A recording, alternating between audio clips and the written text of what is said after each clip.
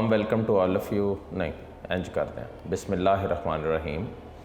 Warm welcome to all of you in unique FSC second year online lectures. जिन बच्चों के साथ मेरा इंट्रोडक्शन नहीं है, मेरा नाम जी डॉक्टर दानियाल है और head of department of biology हूँ यूनिक ग्रुप ऑफ इंस्टीट्यूशंस में FSC का और MD कैट की क्लासेस के लिए। आप लोगों ने 22 चैप्टर तकरीबन 22nd चैप्टर के ऊपर आप इस वक्त हैं। 22nd चैप्टर के ऊपर जो आपका लास्ट टॉपिक आपने पढ़ा वो सेक्स डिटर्मिनेशन इन प्लांट्स था।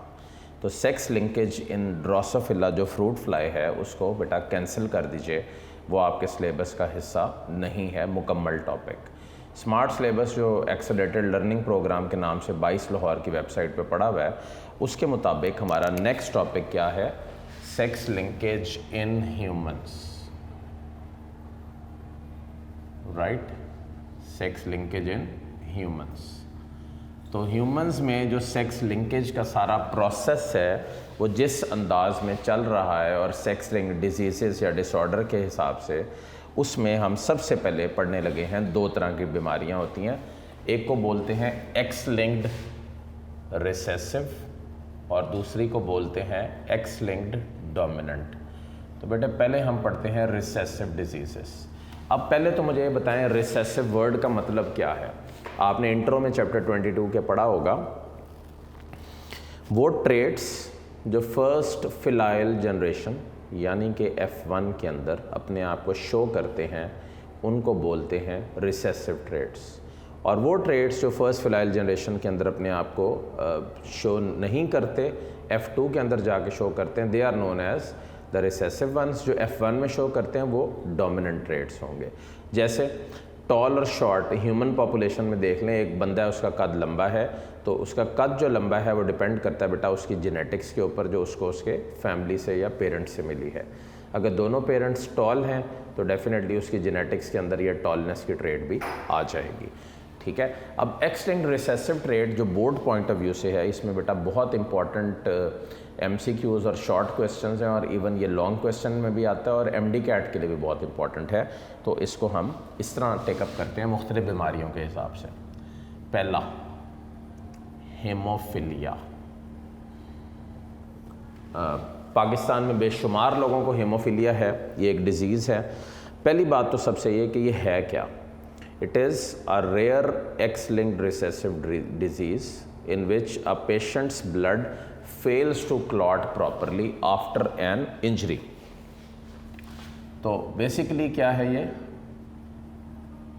ब्लड क्लॉटिंग डिसऑर्डर है, ठीक है, ब्लड क्लॉटिंग डिसऑर्डर। इसमें क्या होता है ब्लड क्लॉटिंग डिसऑर्डर से क्या मुराद है कि एक दफ़ा जब ये शुरू हो जाता है खून बहना किसी ज़ख़म से तो वो रुकता नहीं है। अब देखा जाए तो फीमेल्स में 4 लीटर खून है, मेल्स में 5 लीटर खून है। तो डेफिनेटली अगर वो खून सारा ही निकल जाएगा तो क्या होगा, उसका आउटकम बेटा बहुत बुरा होगा। हमेशा याद रखिएगा कि जो ब्लड होता है ना वो ब्लड प्रेशर को बना रहा होता है। अब ब्लड प्रेशर बचपन से सुनते आए हो, ब्लड प्रेशर क्या होता है? वो प्रेशर जो ब्लड एग्जर्ट करता है वॉल ऑफ द वेसल पे, उसको बोलते हैं ब्लड प्रेशर। ब्लड प्रेशर ज़्यादा हो गया भाई आपका, क्या मतलब? ब्लड प्रेशर ज़्यादा होने से मुराद है आपके अंदर सॉल्ट्स की मिकदार एक्सेस में चली गई है। ब्लड प्रेशर कम हो गया भाई आपका, आपने सुबह से कुछ खाया नहीं था, इसकी वजह से क्या हुआ कि सॉल्ट्स की मिकदार कम हो गई। ये कॉमन उर्फ़ आम में ये बातें हैं जो सुनने को मिलती हैं। तो असल बात यह कि ब्लड प्रेशर के अंदर ब्लड की क्वांटिटी बेटा बहुत मैटर करती है। अगर ब्लड की क्वांटिटी बहुत कम हो जाए जिस्म में तो इस कंडीशन को बोलते हैं हाइपोटेंशन। क्या बोलते हैं? हाइपोटेंशन। हाइपोटेंशन से क्या मुराद है कि ब्लड प्रेशर फॉल कर गया बिलो द नॉर्मल बहुत ज़्यादा, और इसकी वजह से आप फेंट भी कर सकते हैं, बेहोशी का शिकार भी हो सकते हैं। तो ये एक डेफिनेटली सीरियस डिसऑर्डर है जिसकी सबसे बड़ी वजह क्या है? ब्लड क्लॉटिंग फैक्टर्स की गैर मौजूदगी। क्रॉस कर रहा हूँ, टोटल फैक्टर भी याद रखिएगा, MCAT में काम आएंगे। 13 होते हैं ब्लड क्लॉटिंग फैक्टर। कितने होते हैं? 13। अगर किसी भी एक फैक्टर की वजह से ना हो, एक फैक्टर ब्लड में, तो उसकी वजह से क्लॉटिंग डिसऑर्डर्स आ जाते हैं। जैसे पहला है हेमोफिलिया A, राइट। ये 80% ऑफ द पॉपुलेशन में या इंडिविजुअल्स में ऐसा होता है कि वो शिकार हो जाते हैं हेमोफिलिया ए का, जिनमें ये ट्रेट होता है। और उसकी बेसिक वजह बेटे मैं 193 पेज के ऊपर हूँ, जो पिछला टॉपिक है सेक्स लिंकेज इन ड्रोसोफिला, वो क्रॉस कर दीजिएगा, ठीक है, जस्ट फॉर योर एग्जाम्स। तो उसकी वजह क्या है, एबनॉर्मेलिटी जो 80% लोगों में प्रॉब्लम आ रही है, उसकी वजह है ब्लड क्लॉटिंग फैक्टर नंबर 8 की गैर मौजूदगी। अब जिन लोगों में ये फैक्टर नहीं होता तो ये तो बेटा जेनेटिक्स में होता है, अल्लाह की तरफ से होता है। अगर ये फैक्टर नहीं है तो डेफिनेटली प्रॉब्लम है। अगर ये फैक्टर मौजूद है नई नस्ल में तो फिर ये मसाइल उस तरह के नहीं होते। एक तो ये हो गया। Second, haemophilia B 20% of the population में। इसकी वजह क्या है, ब्लड क्लॉटिंग फैक्टर नंबर 9। मैंने फिर बता दूँ आपको कि टोटल ब्लड क्लॉटिंग फैक्टर कितने होते हैं, 13। तो ये पहले 2 की वजह से प्रॉब्लम आ गई आपको। थर्ड बेटा हमारे पास है ऑटोसोमल ट्रेट, उसको बोलते हैं हेमोफिलिया सी। हेमोफिलिया सी के अंदर बुक में एक लाइन लिखी हुई है, उसको मार्क कीजिए। Haemophilia C affects both the sexes equally. मर्दों में भी उस तरह ही है, औरतों में भी उस तरह ही है, बिकॉज इट इज़ ऑटोसोमल। ठीक है, क्या है ये, ऑटोसोमल ट्रेट है। और ये लेस देन 1% MCAT MCQ। और इसकी वजह क्या है, ब्लड क्लॉटिंग फैक्टर नंबर 11 का मौजूद ना होना। ये बेटे आपके पास 3 टाइप्स ऑफ हेमोफिलिया यहाँ पे सामने आ गए आपके, हेमोफिलिया A, B और C। और ये उसकी प्रोबेबिलिटीज़ हैं जिनके थ्रू आपने इसको देख लिया। अच्छा, अब हम इसकी जेनेटिक्स को टेकअप करते हैं, ठीक है। एग्जाम्पल के तौर पे ये क्रॉस जो मैं बना रहा हूँ ये आप बना लीजिएगा। Normal female married with hemophilic male, ठीक है। उम्मीद है आप सबको बेटा क्रॉस बनाने आते हैं। अगर नहीं आते तो मैं इसको सिंप्लीफाइड वे में करवा रहा हूँ, सीख लीजिएगा इसको कि ये कैसे होता है। ये नॉर्मल होमोजाइगस फीमेल है, capital H, married to hemophilic male, small h और y। गैमिट्स बना लें।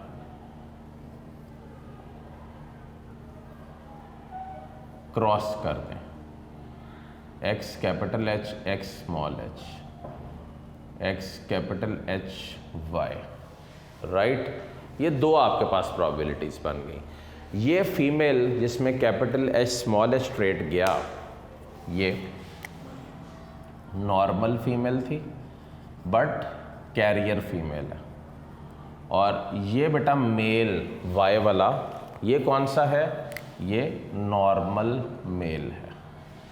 बेटा ये ज़रा फ़र्क देख लें दोनों में। कैरियर फीमेल क्या होती है, वो फीमेल जो बीमारी को अपने अंदर कैरी कर रही होती है और अगली नस्लों में बेटा पास कर देती है, उसको बोलते हैं कैरियर फीमेल।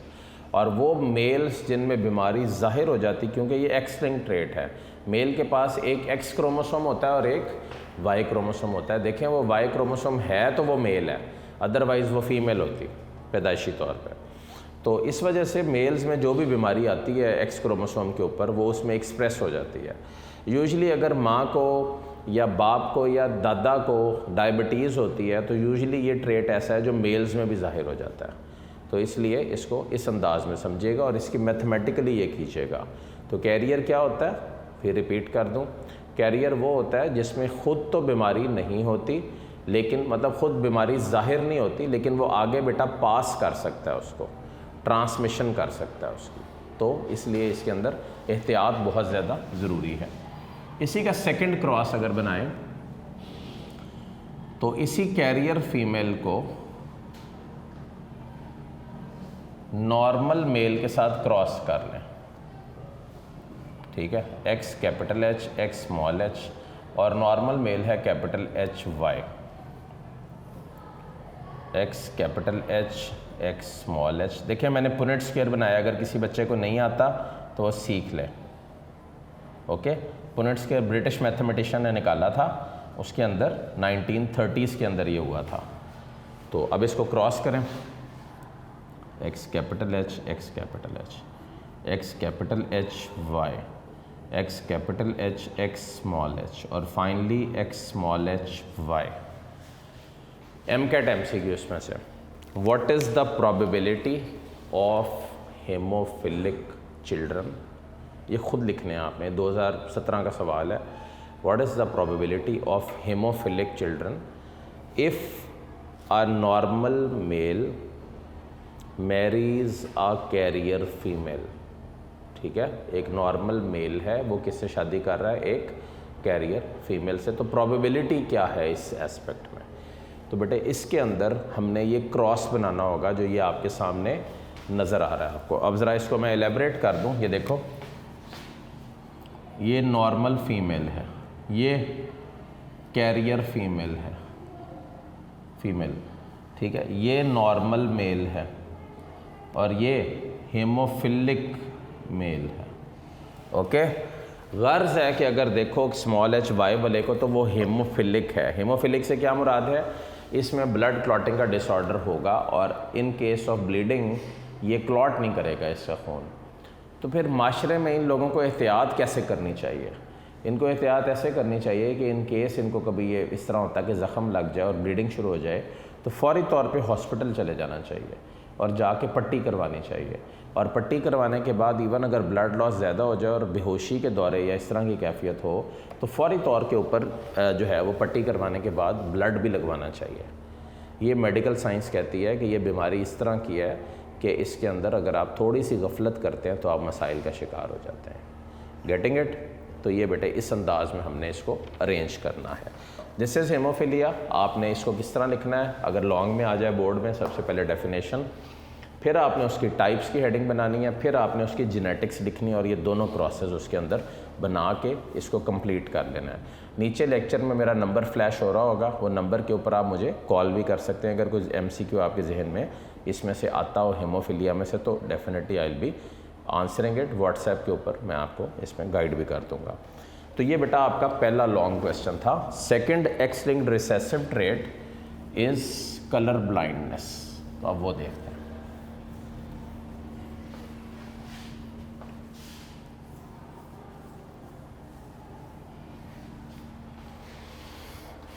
अच्छा जी, व्हाट इज़ कलर ब्लाइंडनेस? पहले तो कलर ब्लाइंडनेस से पहले ज़रूरी कुछ वर्ड्स हैं वो पढ़ लें।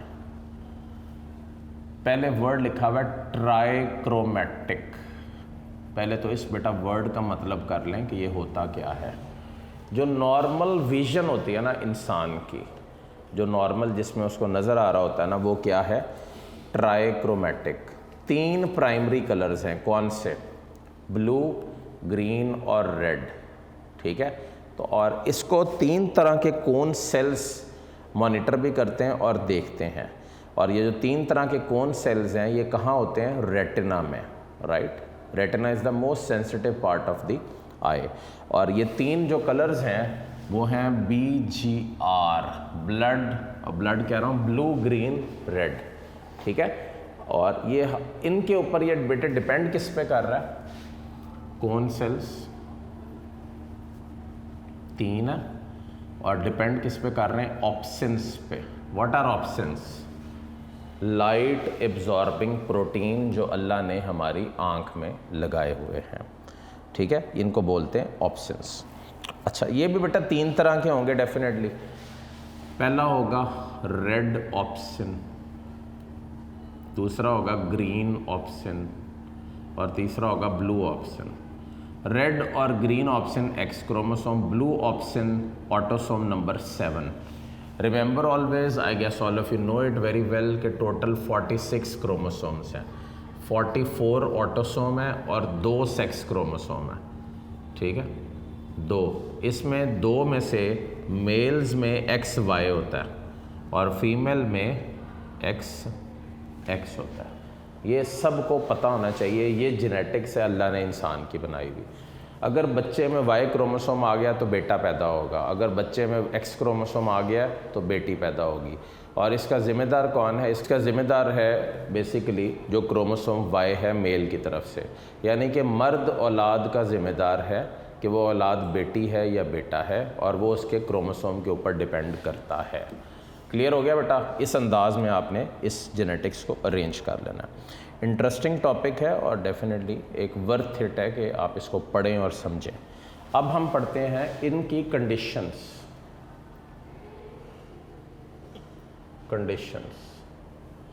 पहली है इसमें डाइक्रोमैट। ठीक है, क्या है? डाइक्रोमैट। वो जो दो कलर देख सके लेकिन एक कलर ना देख सके, ऑप्शंस के ना होने की वजह से, उसको बोलते हैं डाइक्रोमैट। ठीक है, कुछ वर्ड्स हैं इसमें। पहला है protanopia. Protanopia, it is red blindness. ठीक है, रेड ब्लाइंडनेस। दूसरा बेटे क्या है? ड्यूटीरानोपिया, ग्रीन ब्लाइंडनेस। और तीसरा क्या है? ट्रिटानोपिया, ब्लू ब्लाइंडनेस। यानी कि इन तीन कंडीशंस में ये कलर नज़र नहीं आ रहा होता, बाकी दोनों कलर नज़र आते हैं। कौन से तीन प्राइमरी कलर है? Blue, green, red. अगर रेड कलर नज़र ना आए तो बीमारी का नाम क्या होगा? प्रोटानोपिया। अगर आपके पास ड्यूटीरानोपिया कंडीशन हो तो उसमें ग्रीन ब्लाइंडनेस का शिकार होता है इंसान, और ट्रिटानोपिया में ब्लू ब्लाइंडनेस। क्लियर हो गया बेटे? ये तीन वर्ड्स हैं आपके पास। अच्छा, इसके अलावा हमारे पास एक और कंडीशन होती है, उसका नाम है मोनोक्रोमैट।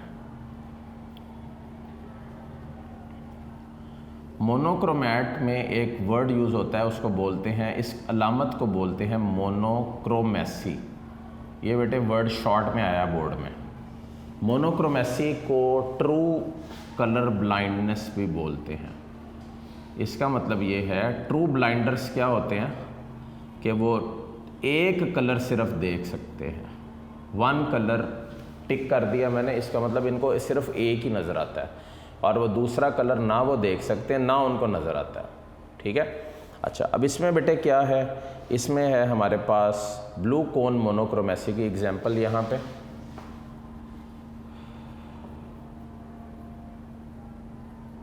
ब्लू कोन मोनोक्रोमेसी, ये ट्रू ब्लाइंडनेस है जिसमें रेड और ग्रीन कलर के रिलेटेड जो सेल्स हैं वो नज़र नहीं आते, जिसकी वजह से क्या होता है कि ये एसच इसी वे में और इसी फॉर्म में एग्जिस्ट करता है। अच्छा बेटे, ये बताइएगा कि क्या बाप एक्स लिंक ट्रेट अपने बेटे में पास कर सकता है? The answer is no. क्यों भला? क्योंकि बाप की तरफ से बेटे को हमेशा वाई क्रोमोसोम जाता है, तो तभी वो बॉय बनता है। ओके, तो इसलिए जो एक्स लिंक्ड रिसेसिव ट्रेट्स हैं उनका पैटर्न क्या होता है? Maternal grandfather through a carrier mother into the grandson. Urdu में इसको समझें तो यहाँ पे लिख लें 195 पे, नाने से नवासे की तरफ। ठीक है, अल्लाह का निज़ाम देखें कैसे जनरेशन्स जुड़ी हुई हैं, नाने से नवासे तक ये जो ट्रांसफ़र है वो हो रही है, और इसको आप बोलते हैं कलर ब्लाइंडनेस और उससे रिलेटेड एस्पेक्ट्स। ओके, अब ना यहाँ पे एक एक्टिविटी लिखी हुई है, उसको मैं करवाता हूँ आपको, सो दैट आपको वही क्लियर हो जाए। Sex linked recessive allele small C produces red blindness, और इसकी जो नॉर्मल डोमिनेंट एलील है वो कैपिटल सी है। फिर कह रहा है normal woman whose father was red blind marries a red blind man, what proportion of their children can have colour blindness. ठीक है, तो कैरियर फीमेल है, जेनेटिक्स के अंदर आप ये साथ लिख दें इसके, बेशक थ्योरी में नहीं लिखा हुआ, X capital C X small C, ये कैरियर फीमेल है। ठीक है, और ये शादी कर रही है एक रेड ब्लाइंड मेल के साथ, एक्स स्मॉल सी वाई। अब आप इसकी क्रॉसिंग कर लें, capital C X small C X small सी और वाई।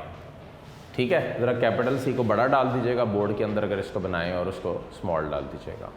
अब क्रॉस कर लें, X capital C X small C, X capital C Y, X small C X small C, and finally X small C Y. बेटा ये 5 आपके पास मतलब 4 probabilities बन गई।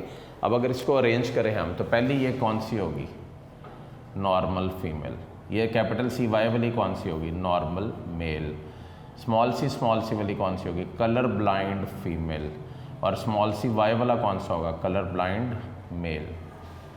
ये आपके पास इसकी बेसिक प्रोबेबिलिटीज़ बन गई जिस अंदाज में आपने इसको अरेंज करना है।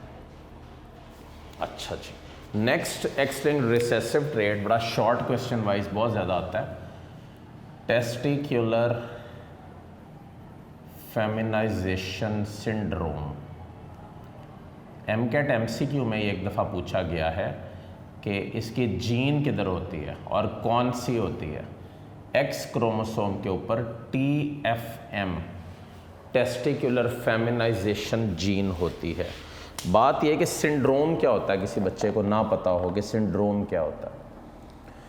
Syndrome is a group of metabolic disorders जिसमें बेसिकली मेटाबॉलिज्म वाइज इसको देखा, सुना और समझा जाता है। अच्छा, ये जो टेस्टिकुलर फेमिनाइजेशन जीन है या ये जो टेस्टिकुलर फेमिनाइजेशन सिंड्रोम है, इसमें हमारे पास एक्स क्रोमोसोम के ऊपर TFM जीन होती है। अलामात पढ़ लेते हैं, थर्ड लाइन में येलो बॉक्स में मार्क करें। They have breast, female genitalia, blind vagina but no uterus, degenerated testis are also present. इसका मतलब ये बेसिकली हैं, अपेरेंटली ये फीमेल्स की तरह हैं लेकिन रियलिटी में ये फर्टाइल फीमेल नहीं है। तो इसका मतलब ये सोसाइटी के शी मेल्स हैं, ये वो हैं जो दोनों सेक्सेस से हट के हैं, जिनके अंदर इस जीन की वजह से, TFM जीन की वजह से एबनॉर्मेलिटी आ गई है। Getting it? और such individuals are happily married as females but are sterile. और ये कॉज इसका क्या है, एंड्रोजन इनसेंसिटिविटी सिंड्रोम। क्या है? Androgen insensitivity syndrome. और इसके अलावा इसका कॉज क्या है, टेस्टोस्टेरॉन, मेल सेक्स हार्मोन, क्या नाम है उसका, टेस्टोस्टेरॉन का भी इसके ऊपर एक इफ़ेक्ट और असर मौजूद है। तो बेटे ये आपके पास है short question, give the symptoms of testicular feminisation syndrome. अब हम बेटे पढ़ेंगे एक्स लिंक्ड डोमिनेंट इनहेरिटेंस। पहले हम पढ़ रहे थे रिसेसिव, अब पढ़ते हैं डोमिनेंट।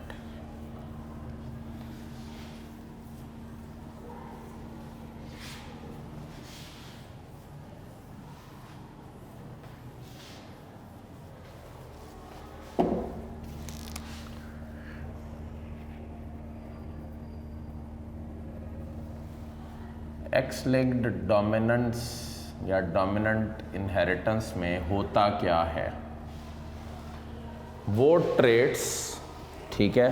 पहली बात तो ये कि ये इसका जो पैटर्न ऑफ इनहेरिटेंस है ना, वो टोटली डिफरेंट है as compare to the females, ठीक है, और as compare to the X linked recessive trait. ये जो एक्स लिंक्ड डोमिनेंट इनहेरिटेंस है, it is more common in, कहाँ पे, फीमेल्स देन मेल्स। फीमेल्स में कॉमन है, मेल्स में लेस कॉमन है। अब ये है क्या या किस अंदाज में ये अरेंज्ड है, इसके अंदर जो हमने सबसे पहले एग्जांपल करनी है ना, वो है हाइपोफॉस्फेटिमिक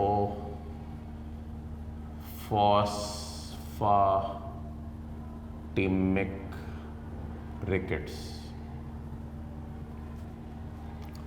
हाइपोफॉस्फेटिमिक, what does that mean, hypophosphatemic. पहली बात है हाइपो मीन्स क्या, हाइपो मीन्स लो।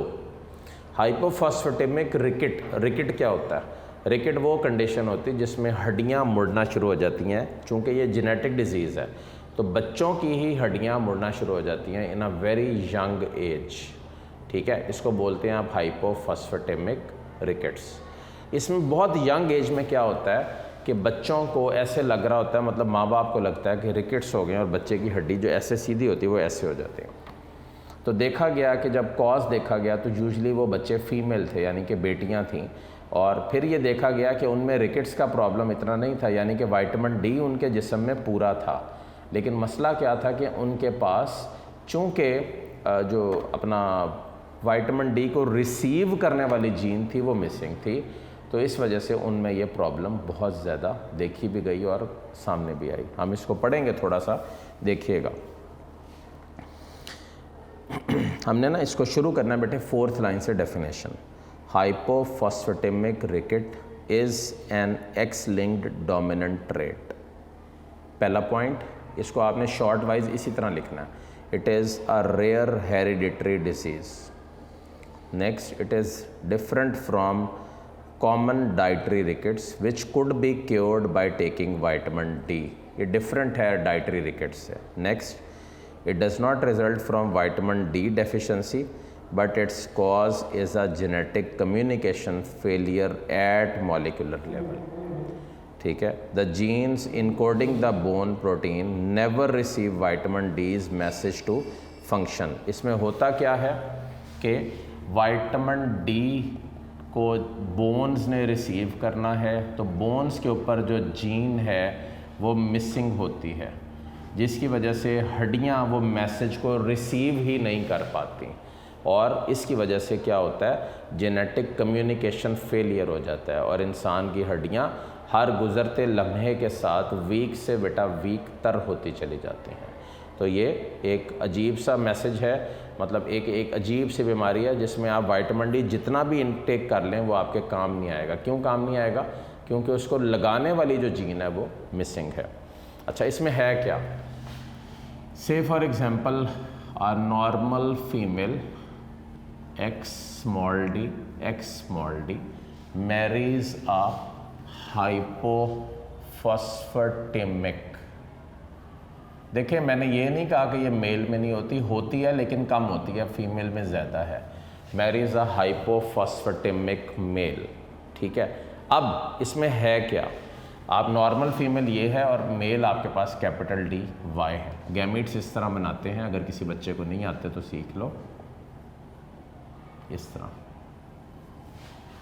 ओके, इसमें बेटा क्या करना है आपने जब इसको क्रॉस करते हो, x capital D, x small D और वाई। अब आपके सामने ये है कैपिटल डी स्मॉल डी, तो ये हाइपोफॉस्फेटेमिक फीमेल है और ये नॉर्मल मेल है।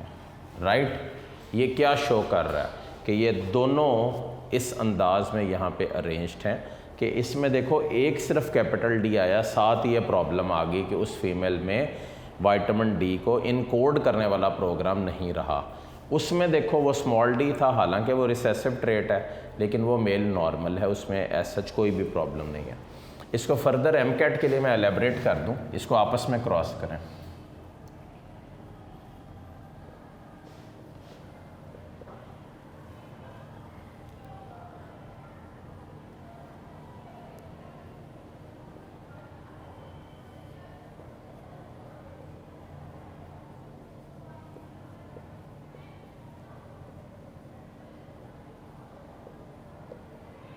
ये